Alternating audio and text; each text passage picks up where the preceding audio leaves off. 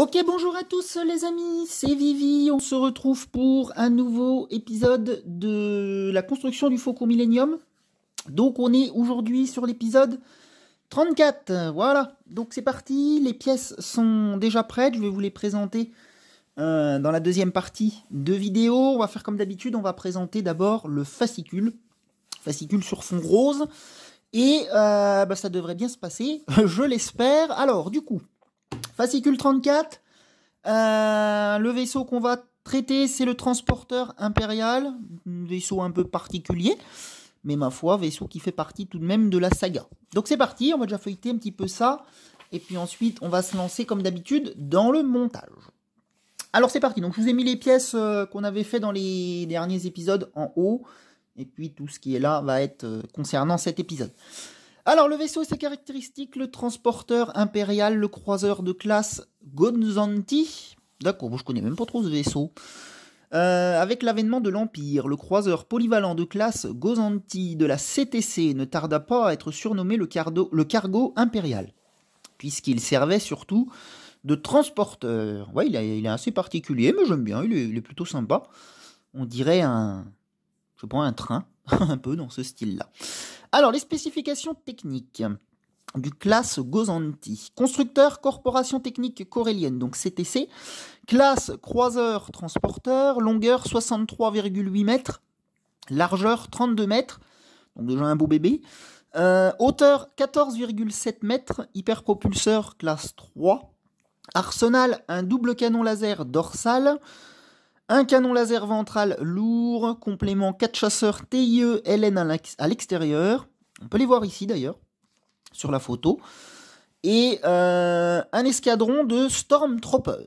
Ok. Eh ben ça marche. Donc les Stormtroopers, je rappelle, je crois que ce sont les créatures qui ont les casques blancs là. Enfin, ils sont en blanc et noir, il me semble. Mais de toute façon, on y viendra assez rapidement. Vous verrez. Ok, donc ça c'est fait. On tourne la page, on continue. On va passer vite sur le numéro parce que mine de rien, sans que ça paraisse, à l'épisode dernier, je vous avais dit que c'était un numéro qui était assez court, mais au final, on a quand même 2-3 petites choses à faire. Donc du coup, ça va prendre un peu plus de temps que prévu. Je l'ai refeuillé un petit peu avant, moi, et finalement, je me rends compte qu'il y a quand même pas mal de choses. Alors, design à double emploi. Équipé d'un hyperpropulseur de classe 3 et de 3 moteurs subluminiques, le croiseur Gozanti n'est pas particulièrement rapide, mais il est puissant, résistant et fiable. Sa capacité d'emport est très importante et l'appareil est doté d'un monte-charge très utile à l'avant. Ok, d'un point de vue offensif, il est capable de ripostes de grandes ampleurs quand ils doivent être déployés rapidement. Ces vaisseaux peuvent être eux-mêmes transportés dans le hangar principal d'un vaisseau séparatiste, capable d'accueillir une barge de débarquement C-99-79. Alors, je vois ce que c'est. La barge, on la verra peut-être plus tard. Alors, qu'est-ce qu'on a là-dedans? Les pilotes droïdes. Donc, on en a un justement ici. Si le vaisseau était configuré pour un pilote humain, il était en réalité souvent commandé par des droïdes. Le super droïde tactique Hot Zero pilota une flotte de Gozanti durant la guerre des clones. D'accord. C1-10P, plus communément appelé Chopper, est un droïde astromécano C1 qui participa aux missions du groupe rebelle de Canon Jarus sur Lothal. Il fut chargé de piloter le croiseur Gozanti qu'il avait volé pour aider son groupe à s'échapper. D'accord. Ok. Ah, d'accord, donc on le voit justement, apparemment, ce vaisseau, sur cette illustration, c'est dans les tout premiers films, c'est même peut-être dans le premier. Et oui, parce qu'il y a... Et oui, dans la menace fantôme, oui, c'était le tout premier épisode, ça. Parce qu'il était pas... Enfin, il est mort, justement, à la fin de l'épisode 1, je crois. Oh, je me rappelle même plus son nom. Comment que c'était donc son nom? Je me rappelle plus, bref, c'est pas grave. Qu'est-ce qu'on a au-dessus? Sauvetage à Mustafar. Un tournant pour les rebelles.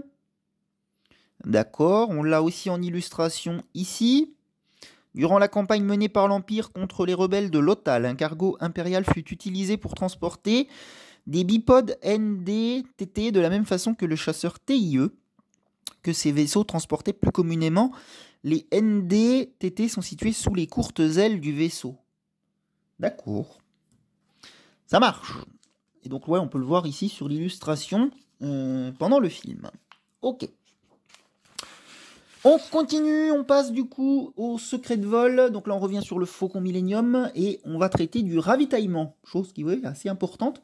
Se ravitailler en carburant peut s'avérer une opération difficile ou dangereuse, mais cette opération vitale ne peut être négligée. Sans carburant, un vaisseau dérivera désespérément dans l'espace. Bah oui, c'est un peu comme toute chose, il faut du carburant pour fonctionner, ce qui paraît logique. Alors qu'est-ce qu'on a sur l'illustration? Han Solo en plein travail dans le hangar 94 de Mos Eisley, tandis que le Faucon est relié à un tuyau de carburant. Celui-ci est tellement dangereux que des droïdes se chargent souvent du ravitaillement. D'accord.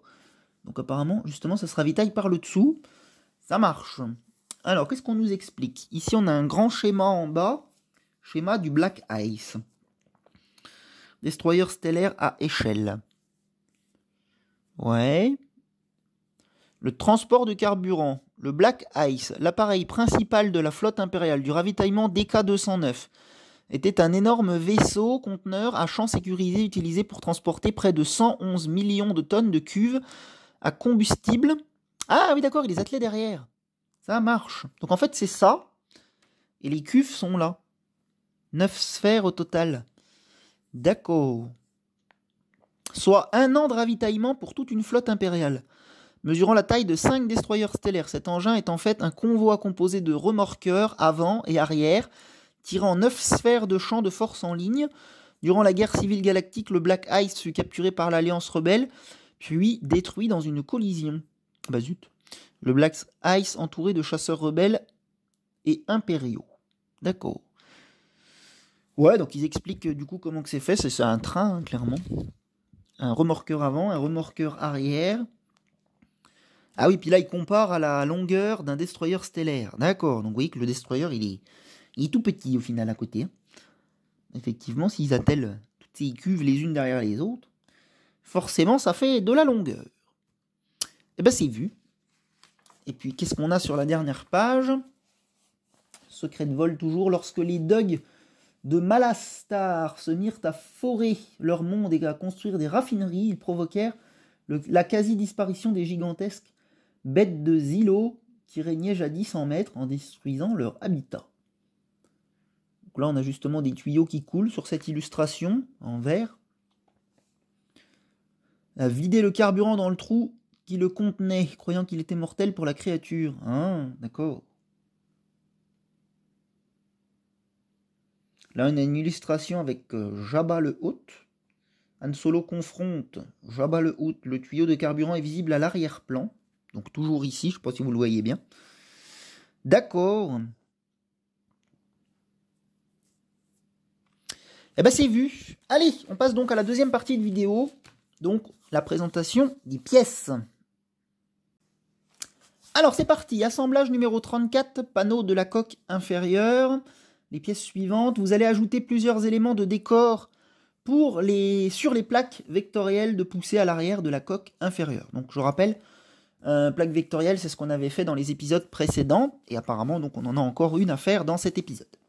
Donc j'ai la liste de composants ici, donc numéro qui n'était pas trop mal fourni, et puis mes pièces sont à droite, donc je vais vous les présenter.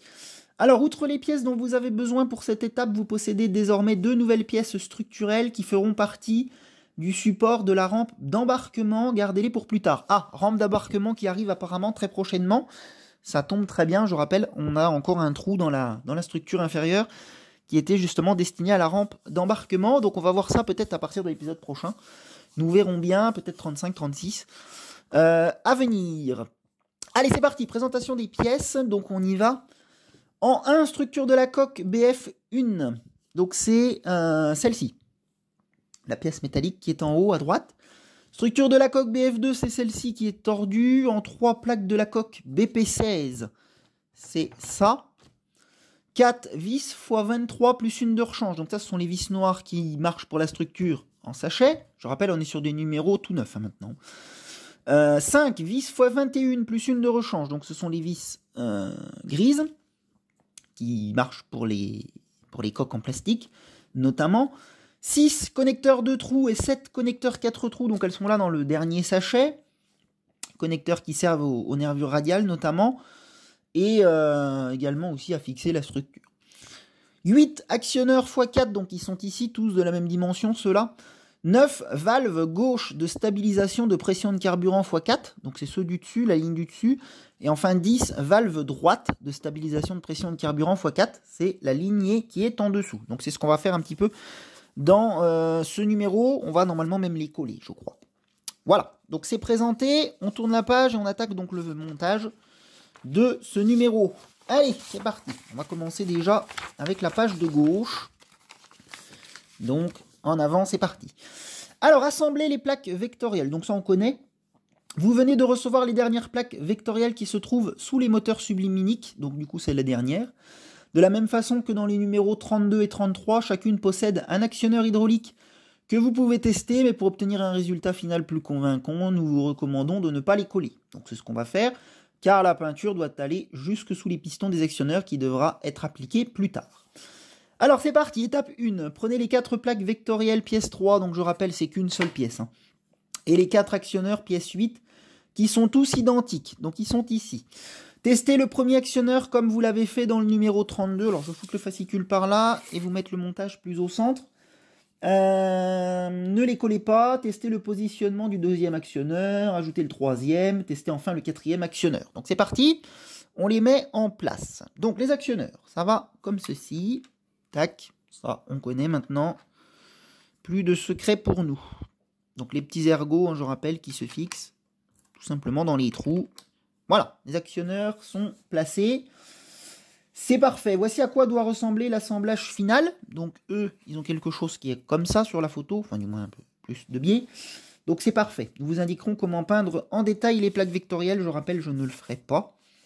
Ici, on a les détails authentiques. Dans les numéros 32-33, certaines plaques vectorielles et certains actionneurs sont peints de différentes couleurs et ils sont salis. Si vous ne souhaitez pas peindre votre maquette, vous pouvez assembler les pièces telles qu'elles sont fournies. Mais pour un effet plus authentique, les plaques vectorielles devront être peintes avec le dessous de la coque avant de coller les actionneurs. Ok, ça roule. Donc là, on a un petit peu le détail, hein, de la peinture, de à quoi ça devrait ressembler si on peindrait. Mais moi, je ne le fais pas. Allez, on tourne la page, on continue. Donc on va s'attaquer du coup à quelque chose de nouveau cette fois-ci, donc à savoir les petits stabilisateurs de pression. Voici comment ils s'appellent. Alors, les plaques vectorielles sont jalonnées de 4 stabilisateurs de pression de carburant triangulaires. Ils se présentent sous la forme de 2 moitiés que vous pouvez coller maintenant. Donc, on va pouvoir le faire, mais ne collez pas encore les stabilisateurs sur les plaques vectorielles, car vous le ferez lorsque l'ensemble de la coque sera fixé à la structure plus tard. Donc, on peut les coller entre eux. En fait, c'est deux, vous voyez, c'est une partie droite, une partie gauche qui vont venir s'assembler ensemble. Et ça, on peut les coller entre elles, il n'y a pas de souci. Par contre, on ne les colle pas sur les plaques vectorielles qui sont là-bas. Alors, on nous dit quoi? Les stabilisateurs de pression sont composés des pièces 9 et 10 fournies dans ce numéro. Donc, ok. Notez la différence entre les moitiés gauche et droite des stabilisateurs. Donc là, on va le voir très bien. Je vais vous en mettre 2 côte à côte. Voilà. Oui, c'est un exemple. Hein. Mais ce ne sont pas du tout les mêmes pièces. Voilà, tout simplement. Elles ne se ressemblent pas. Notez la différence, c'est fait. 3. Les parties inférieures de gauche présentent des ergots qui correspondent aux trous des valves de droite. Elles-mêmes présentent une longue queue d'aronde. Ok, donc on a des petits ergots, hein, qui nous montrent. Tout simplement. Testez le positionnement des deux parties, puis déposez un peu de colle sur les zones de contact de la partie inférieure. Appuyez fermement sur les deux moitiés pour que la colle prenne. Et enfin, je vous montrerai la dernière étape 6 sur la plaque vectorielle. On va juste la positionner dessus pour vérifier que ça s'accorde bien. Donc c'est parti, je vais vous coller les 4 petits actionneurs. Est-ce que je vous fais une coupure? Ouais, je vais vous faire une coupure, allez. Parce que en plus, ça se trouve, ma colle, moi, est complètement... ça fait longtemps que je ne l'ai pas utilisé, donc ça se trouve, il va falloir que je nettoie le bout du tube. Donc, à ce compte-là, je vais vous faire une petite pause vite fait. Je vous colle les 4, et puis je vous les présente une fois collés. Hein. De toute façon, vous n'avez rien à perdre. Vous voyez, ça va s'actionner, enfin, ça va s'insérer comme ceci. Tac, j'appuie avec de la colle, et point barre. Allez, c'est parti. Je vous fais ça et je vous retrouve tout de suite après. A tout de suite.